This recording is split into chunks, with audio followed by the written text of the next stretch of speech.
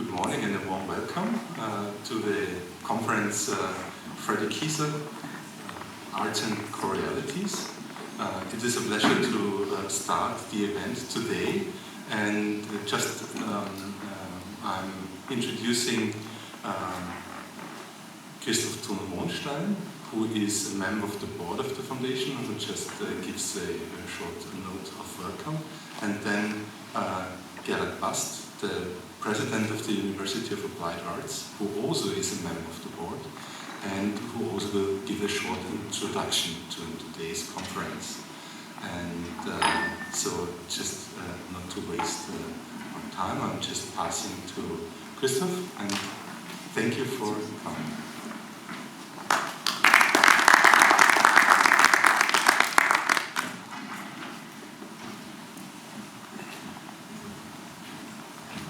Good morning.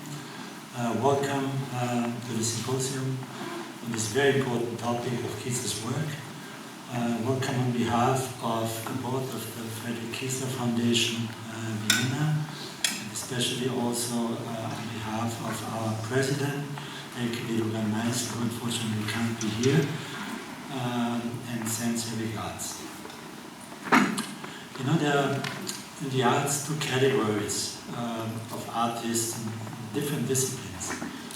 One, and I'm talking about outstanding creative minds.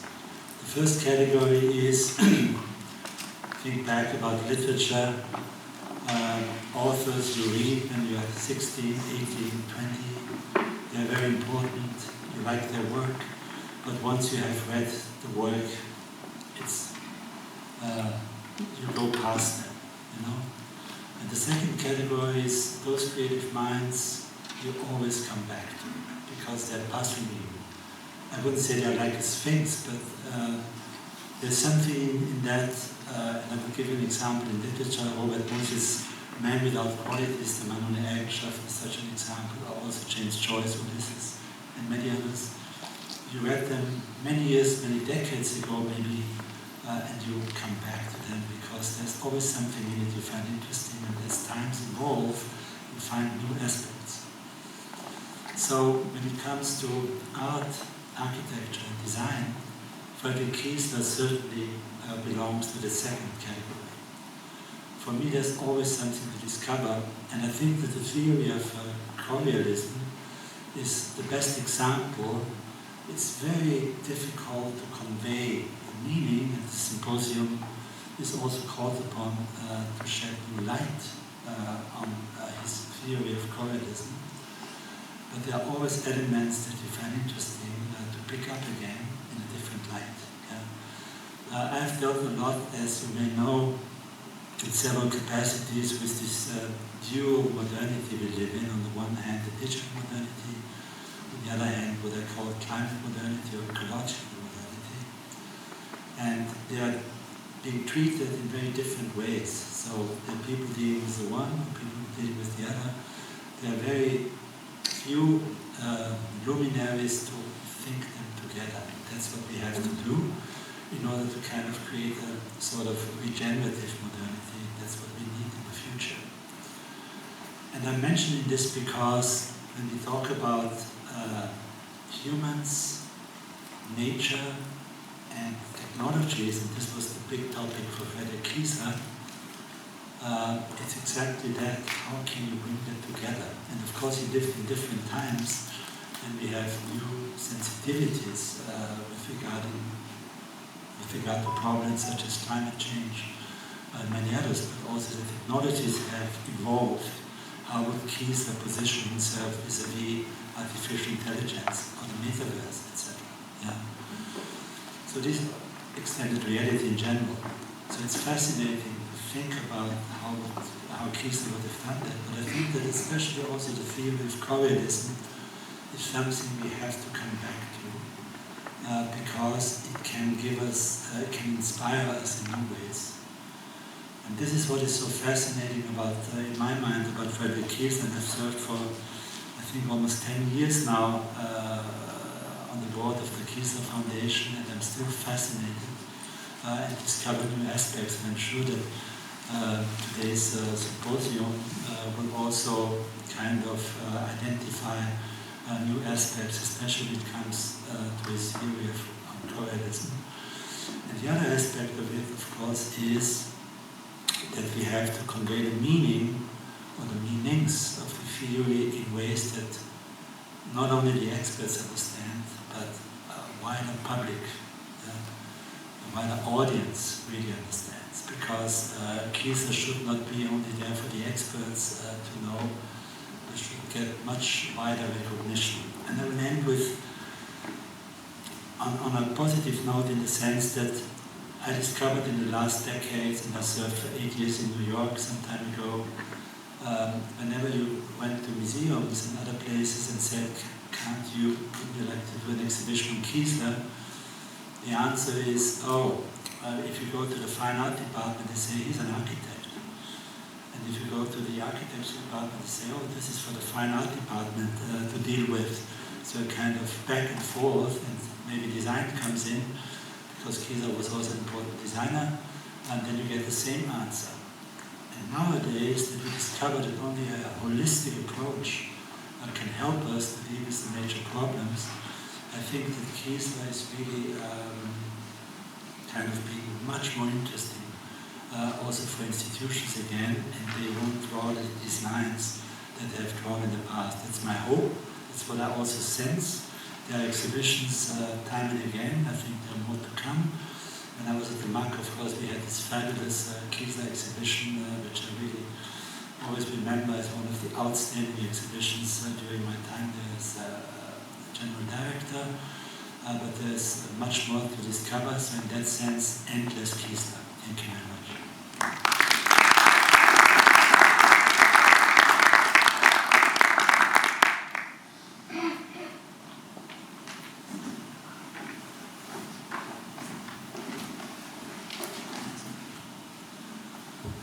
Yes, good morning and a very warm welcome from my side as well. I'm really happy that this university, the University of Applied Arts, has the honor to host this most important symposium.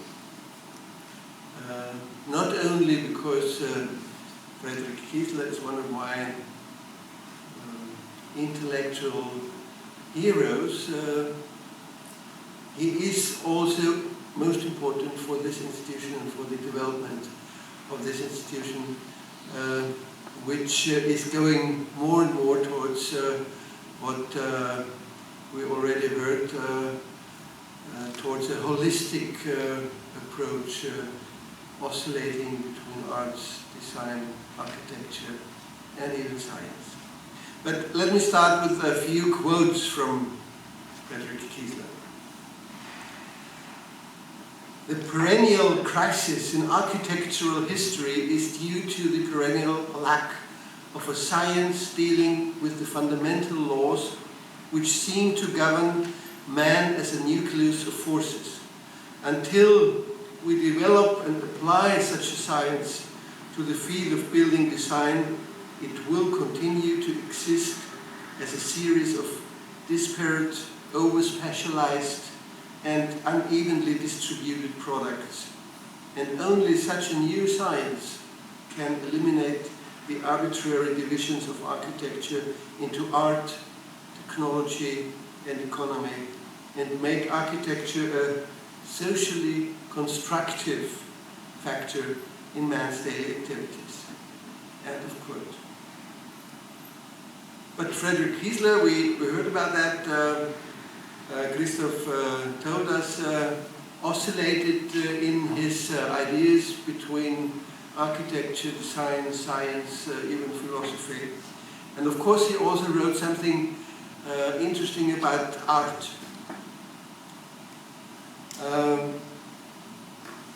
Art, the work of art, must regain its original function as an active, organic factor in human life.